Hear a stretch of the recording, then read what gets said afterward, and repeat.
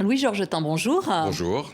Alors, vous êtes fondateur de la Journée mondiale contre l'homophobie et la transphobie. Vous avez également dirigé le dictionnaire de l'homophobie qui est paru chez PUF. Ce oui helvétique, il est certes tardif, mais il est massif.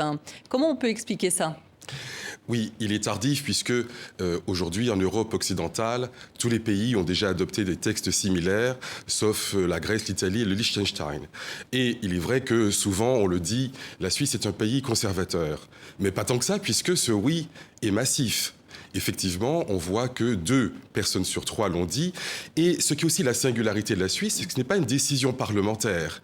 Car parfois les gens disent, oui, mais il y a des élites un peu boboisées, déconnectées du peuple, qui prennent des décisions. Mais là, ce n'est pas le cas. Oui, la campagne a également dit oui. Voilà, la campagne, tous les comtés ruraux, tous les comtés urbains se sont prononcés favorablement.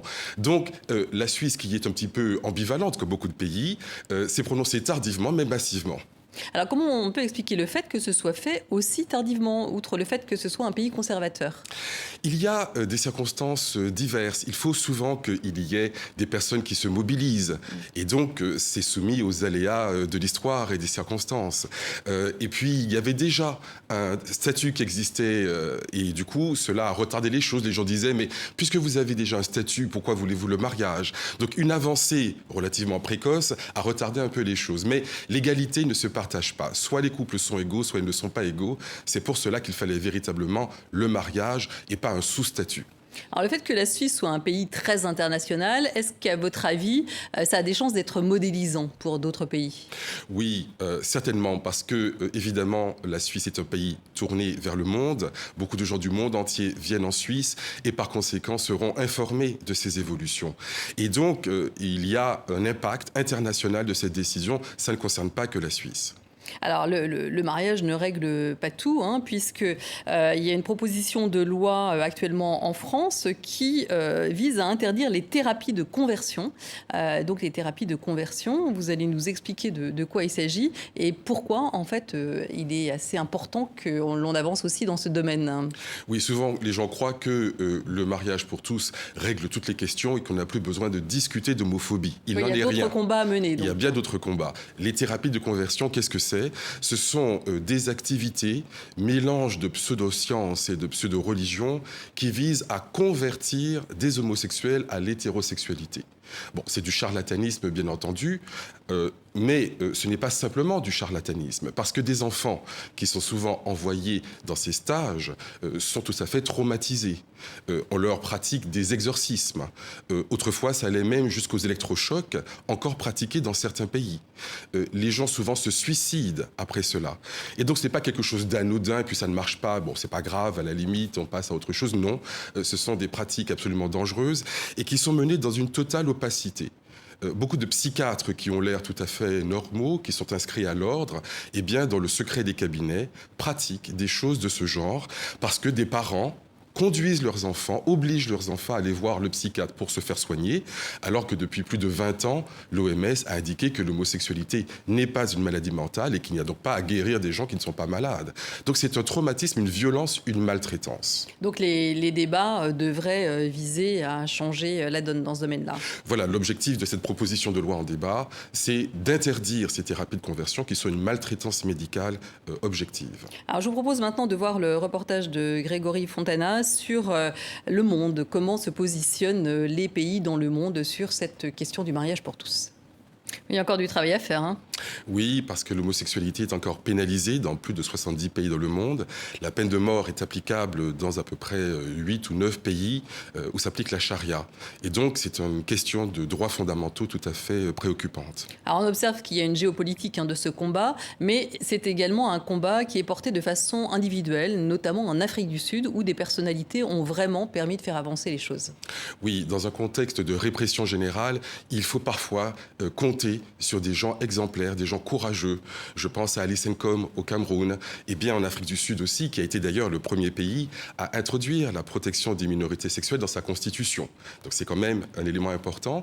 Eh bien, il a fallu que des personnes se mobilisent, et notamment Madiba Mandela, et notamment Desmond Tutu, tous deux prix Nobel de la paix, qui expliquaient que les droits humains sont indivisibles.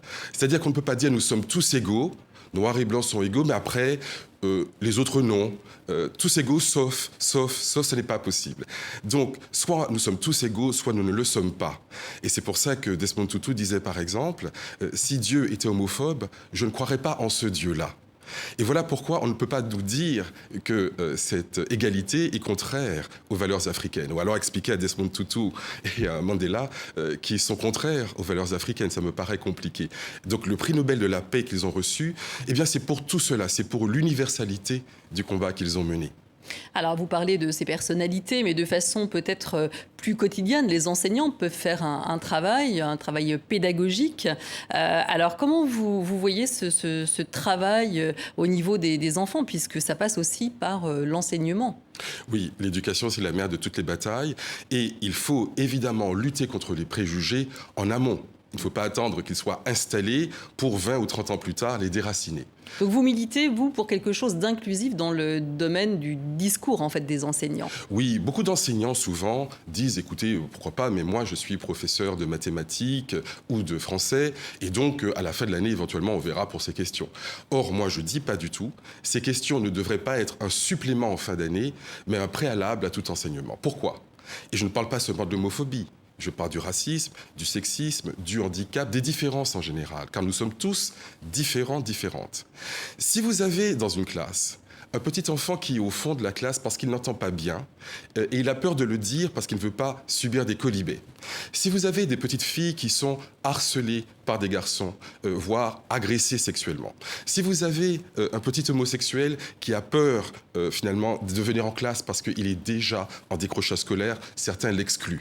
Si vous avez d'autres personnes, une personne a des lunettes, une petite fille se trouve trop grosse ou trop maigre ou pas assez belle, il y a toutes sortes de raisons de discriminer. Vous savez, les raisons de discrimination sont infinies. Eh bien, quelle que soit la qualité du cours que vous voulez dispenser, il ne passera pas. Et donc, il faut d'abord, au début de l'année, s'assurer que les conditions d'un enseignement efficace sont réunies, que chacun se sent à l'aise, bienvenu. Et après, vous verrez que le cours d'histoire, de sciences, de tout ce que vous voulez, va se passer très bien. Donc ce n'est pas une sorte de supplément d'âme en fin d'année, c'est le préalable à tout enseignement. Et on y gagne même d'un point de vue purement pédagogique. Et puis j'ai envie de dire, les valeurs humaines ne devraient pas être en option.